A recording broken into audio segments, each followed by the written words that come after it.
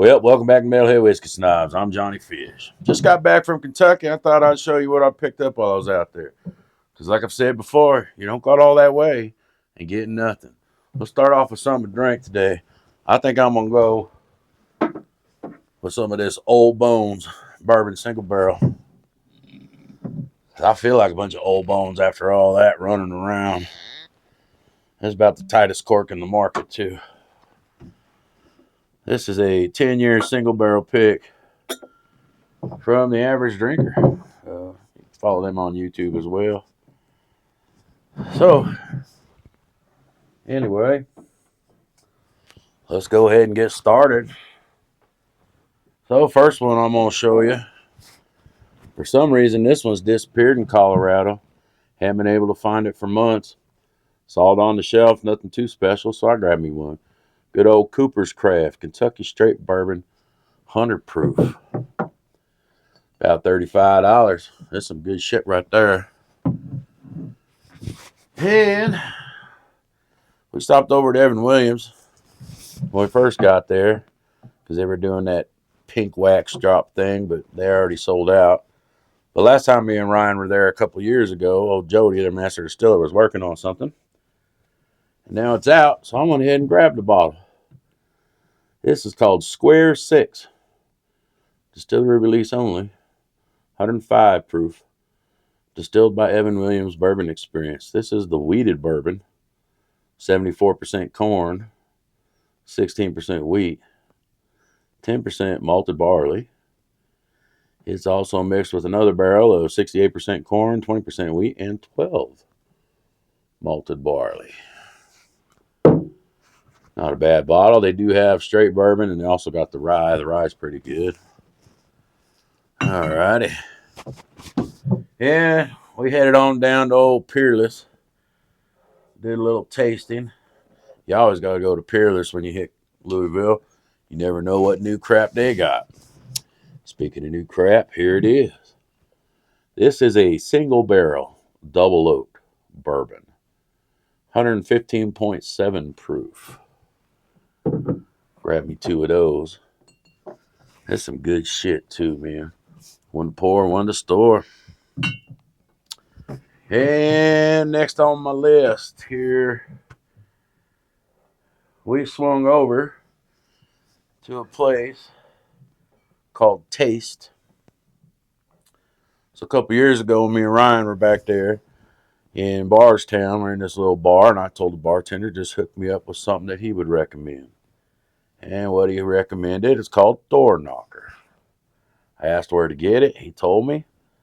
We drove up there. They no longer carried it. Back in July when we went back, I thought I saw a YouTuber and saw it on the shelf at this one place. They said they no longer carried.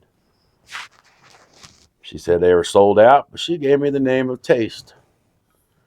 I went down there, picked up a bottle of Door Knocker. So I swung by there this time because I wanted a second bottle of that Door Knocker. So this one, I don't know what the batch, it says 4X's, so I guess that would be what, batch 40. It is 113 proof. So it took me 2 years to get my hands on the first bottle. And it just so happens when I went back, this is the exact same batch for the first bottle I got. So I'll be cracking that open and doing a review here soon. That's some really good shit. Ryan found the one bottle instantly that he was hunting down for when we got there. Good old Detling, Alabama bourbon. This one is at 117.2 proof. 55 months old. We had a tasting of this while we were at that taste place. So if you're ever there and you just want to taste some bourbons or find some different stuff, swing by there and pick you up something. So Ryan got the one bottle he was on the hunt for out in Kentucky. That good old Detling bourbon. Like I said, that's some real good shit. And we just kind of screwed around with a couple liquor stores. Everybody's always talking about short barrel. Last time we were there, I passed up on a short barrel. I think it was a barrel proof single, whatever it was. But anyway, I came across this one. They had it on their clearance rack. This is the short barrel toasted barrel. Small batch at 94 proof. Uh, Sourced from Bardstown and Green River. Toasted time 6 months and the char 4. Entered the barrel at 104 proof, man. So I'm excited to try a short barrel. Might not be one that everybody raves about and what have you, but I'll find out. I don't know. I picked it up. I'm going to find out. And then kind of ran over. I also found this one in the liquor store. Now I can normally get stags here, but apparently there's this new 24D. So this one happens to be 127.4 proof. This is the stag barrel proof 24D. Not quite MSRP, but right around. So I only paid $100 for that. So I ain't opposed to paying that for a good old bottle of stag. And also, I hunted this one down for 2 years, couldn't find it. Saw little Mike on Bird's Eye Bourbon, and one of his bourbon hunts found it. He grabbed a bottle for me, mailed it off to me. Now I found me one in the wild in Kentucky, a Knob Creek 15. That's some good shit. So had to buy that one, $150. I think when they first came out, they were what, like a 110, 115. So that ain't horrible. That's good. Then we headed on over to good old Whiskey Thief. But I went to their new location in downtown Louisville.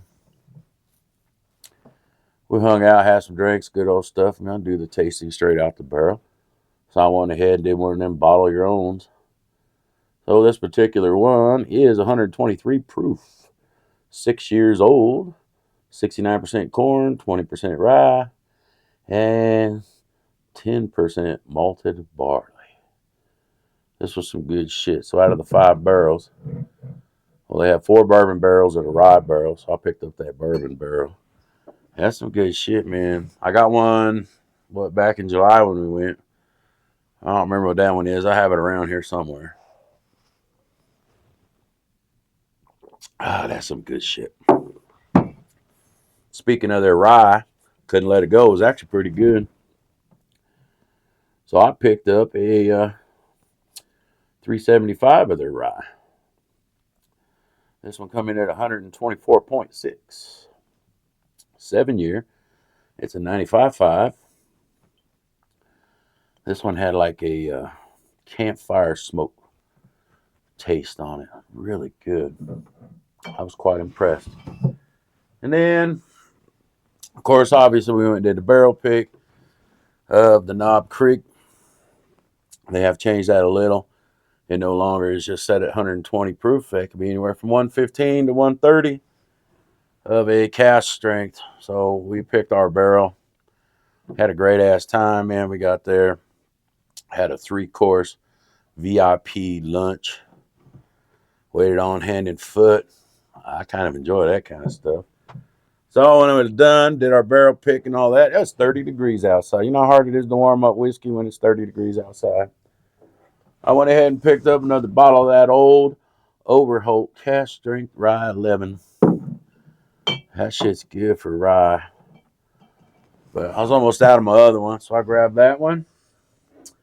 And I also grabbed the Knob Creek 18, which happened to be $20 cheaper at the distillery than it's been at any liquor store that I have seen in Colorado and or Kentucky. So I grabbed that one. I start running out of room here. It's all right, because I grabbed a lot of crap. Okay, let's angle that like pretty like. Then I've always wanted one of these. We're in Bardstown. We got to go to a place called Evergreen Liquors. If you ain't been there, go by. It's a liquor store and a tasting bar. All kinds of stuff you can taste. So I've always wanted a 15 stars. So I tried the few that they had, and it's the one I chose. I took the 15-star fine-aged bourbon called Timeless Reserve, aged 13 years. This is bottle 1087 of 1800. And it is only 103 proof. Man, that's some good shit right there. So that was a good buy. We swung through old Buffalo Trace. Had to pick up some of them Glencairns that I destroyed.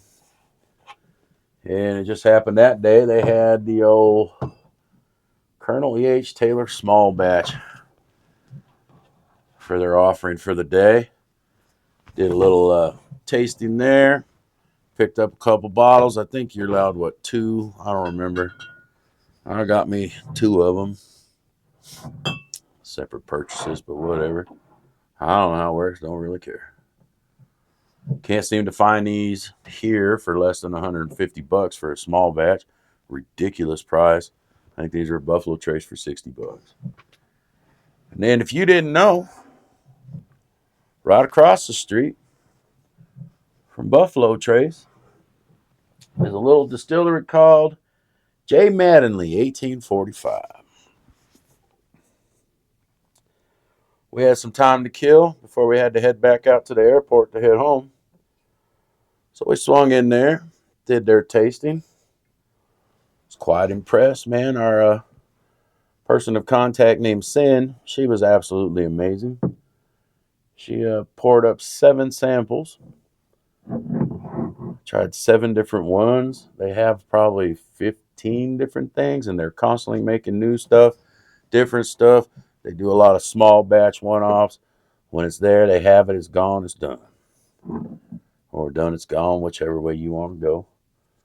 So I couldn't decide really which one I wanted, so I picked up 3 different bottles. I got this, it's called One Hell of a Pick, double staved. J. Mattingly, 1845, 6-year-old Kentucky bourbon, 116 proof. This is batch number 2. So that was some really good shit. This is one of their one-offs. This one was great as hell, too. This is called, first Frankfurt's release is called Open Door. Limited edition private barrel select small batch bourbon. This one's 122 proof. This is bottle 798 of 1,000. Once them are gone, they're gone. And last but not least, this is another one of their single barrel releases. So every year they try to do an annual release. This one they call Birthday on the Banks.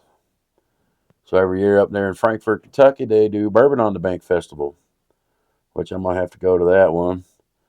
This one is at 128 proof. This was last year's Bourbon on the Banks, or Bourbon on the Banks Birthday on the Banks that they did. This is bottle 53 of 80. It's only 80 bottles of that. They're almost out of this one.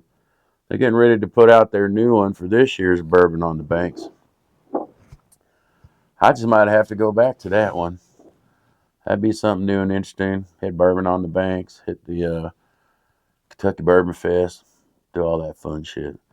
Until then, I mean, if you've tried any of these or have any questions about any of them, you just hit me up down there in them comments. Make sure you like, subscribe, do all that fun crap that people hound you to do. That way you can get more of the crap that I do that don't know shit about. But anyway, until then, thanks for watching. Make sure you like, subscribe, all that. Like I said, leave me some comments. Y'all have a good one there. Cheers.